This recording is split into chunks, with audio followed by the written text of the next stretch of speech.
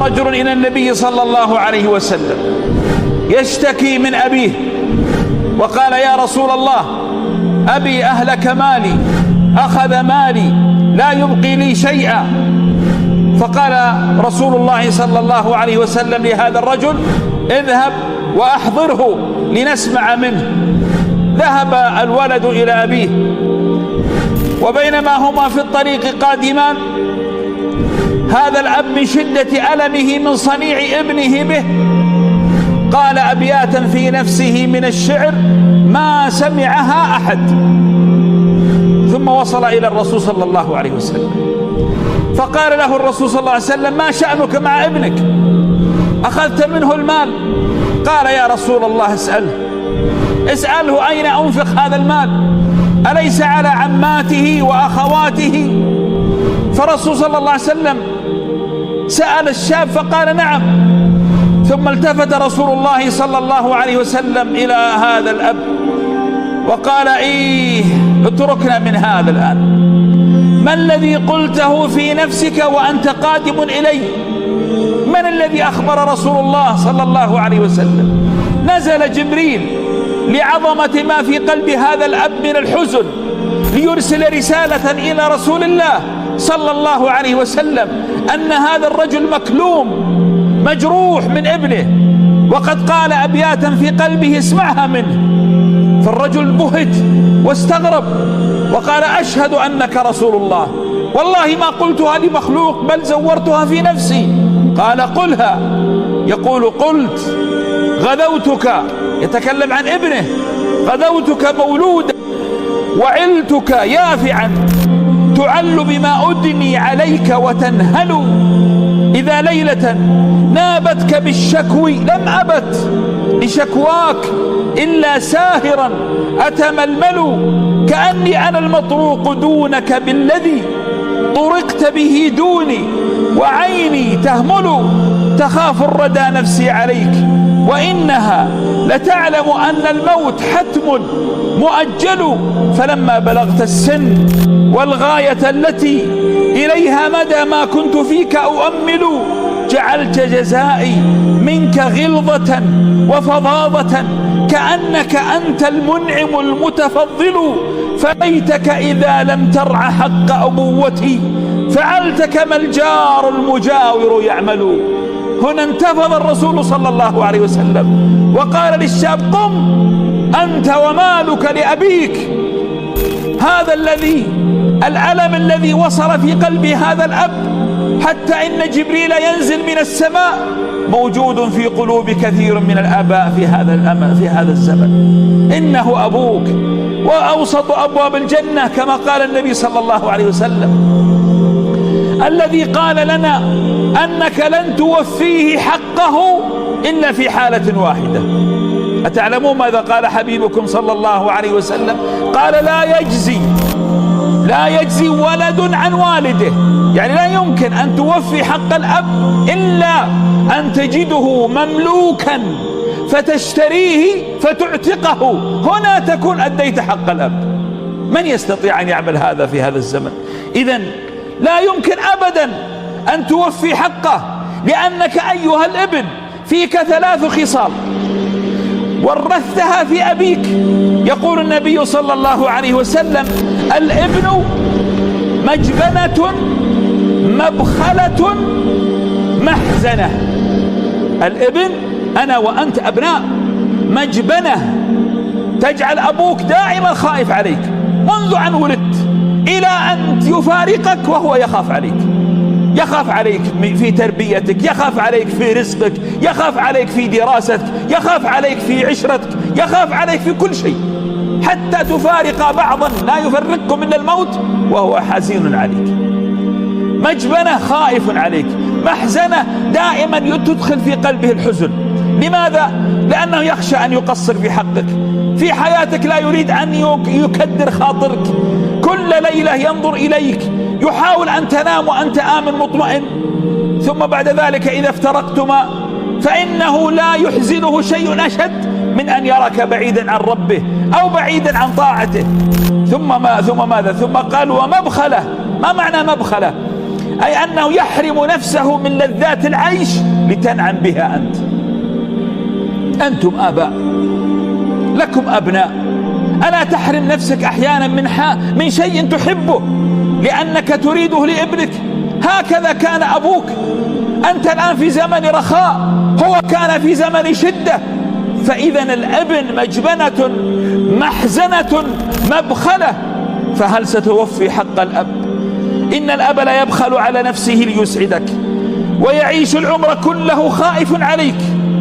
ولا تقدم إذن الأم أعطاها حقها، أمك ثم أمك ثم أمك ثم أبيك، لكن لا تنسى الأب.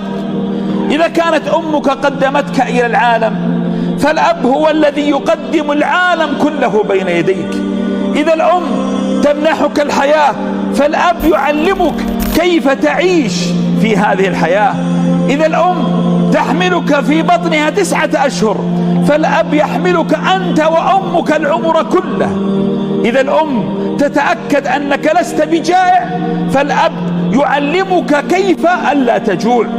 إذا الأم تحملك على صدرها، فالأب يحملك على ظهره. إذا الأم تحمل عنك المسؤولية، فالأب يزرع فيك المسؤولية.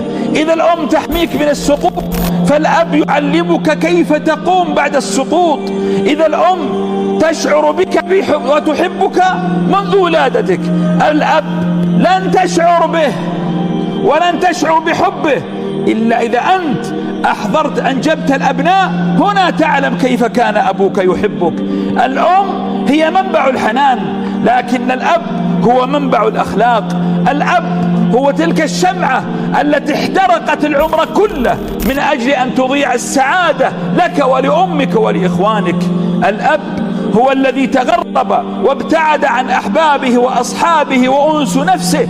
لماذا؟ ليؤمن لك السرور أنت وأمك. الأب هو الذي تحمل الديون، هم بالليل وغم بالنهار، ما شكاه لك يوما، بل إنه يأتي إلى البيت فيرمي الهموم كلها خلف الباب ثم يدخل إليك حتى لا يؤذيك بهمومه ومشاكله. أبوك هو سندك في الملمات، خاصة البنات، هو الجدار الذي تستند إليه في حياتك، هو المركب الآمن في بحور الملمات. لذلك اليتيم في البشر يا كرام ليس الذي يفقد أمه، اليتيم في البشر هو الذي يفقد أباه. في الحيوانات اليتيم هو يتيم الأم، أما في البشر لا، اليتيم هو يتيم الأب، ثم بعد ذلك يتيم الأم. والله يحرق قلبك حال بعض الأبناء.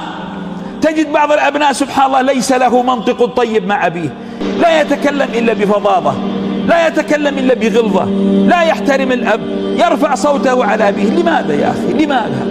لماذا هذا الغلظة وهذا الجفاء؟ ما الذي فعله بك أباك؟ لا يتحمل المسؤولية.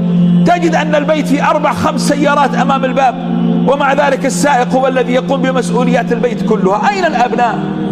والأب هو الذي يتابع المستشفيات، وهو الذي يسدد الفواتير، وهو الذي يتابع متطلبات البيت. أين الأبناء؟